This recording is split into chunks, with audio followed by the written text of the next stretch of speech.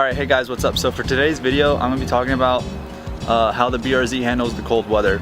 And I'll be going over some of the issues the BRZ has in the cold and how it handles those issues.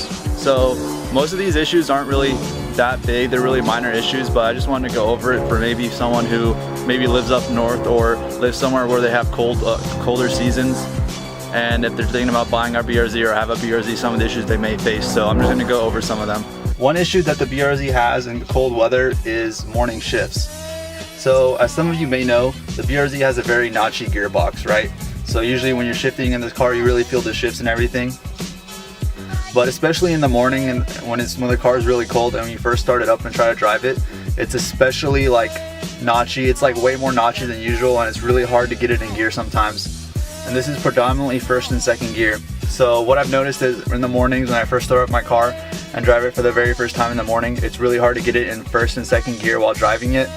And the rest of the gears aren't really an issue, but it's just really notchy, and it's just, you really have to shove it into gear sometimes, and it's not really a big issue, but it's really annoying in the morning when you're driving your car.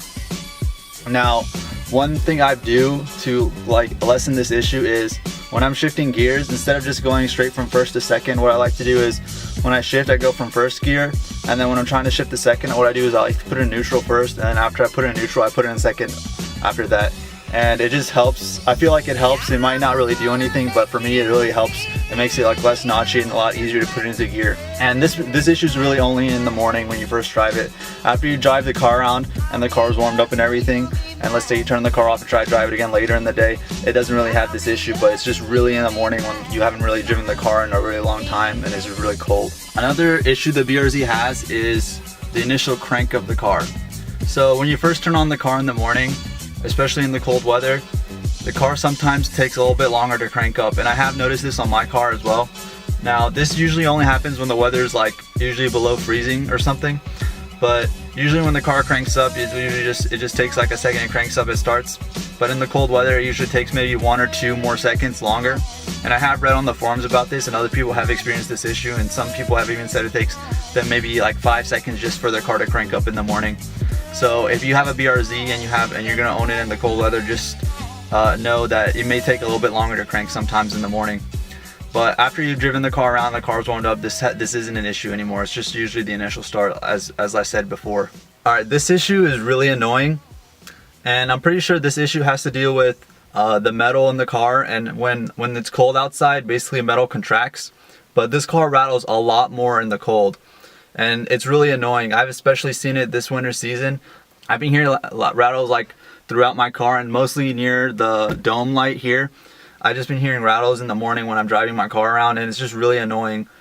And I'm pretty sure it's because of the metal in the car. It's contracted, and when it's really cold, so like everything's really out of place, and it's just not where it's supposed to be. It's kind of displaced, so that's why you hear these rattles in the cold weather.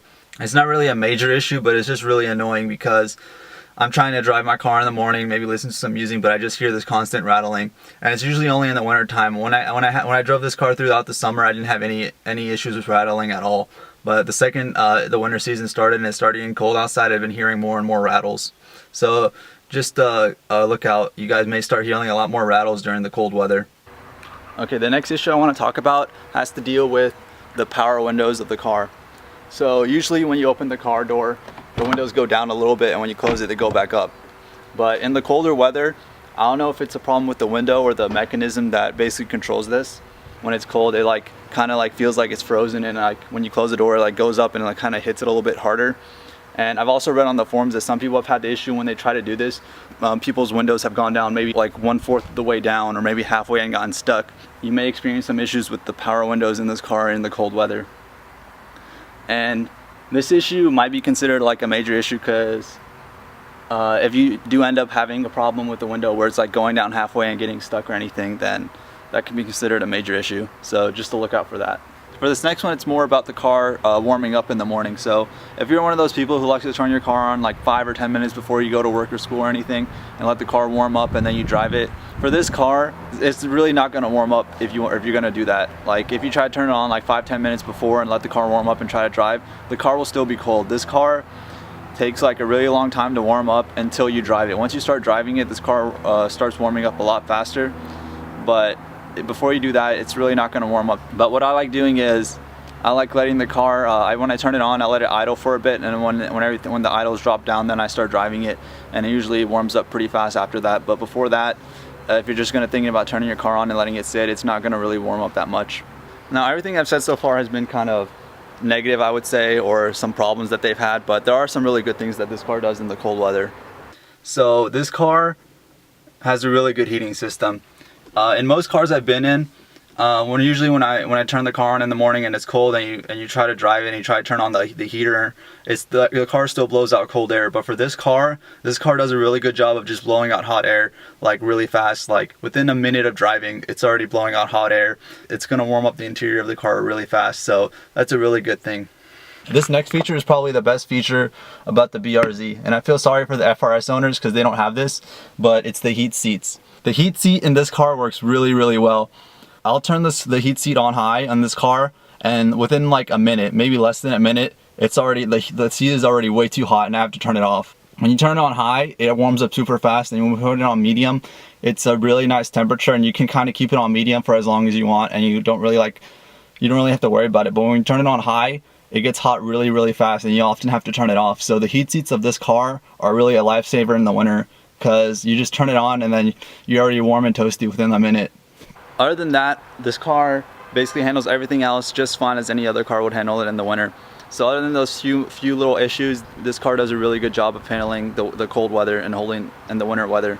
If you're wondering how the car does in the snow, I haven't really gotten a chance to drive it much in the snow, so I can't really help you out there. I've probably driven it in the snow maybe once or twice on the stock tires, and I didn't really have much of an issue, but I don't really drive this car in the snow often because where I'm from, it doesn't snow here often. If you guys have had any other issues with this car in the cold weather, please leave them down in the comments below. Let me know what issues you guys have had. But yeah, other than that, it's a great car for the winter season. Everything else works great for the car. I haven't had any other issues with the car. But yeah, that's it for today's video. If you guys liked the video, hit that like button. If you guys want to see more BRZ content and other car content, you can subscribe to the channel. But yeah, that'll do it for today's video. I'm probably going to go wash my car because it's like 70 degrees right now, and which is really weird because it was like snowing 3 days ago, but hey, I can't control the weather. So I'll see you guys next time. Bye.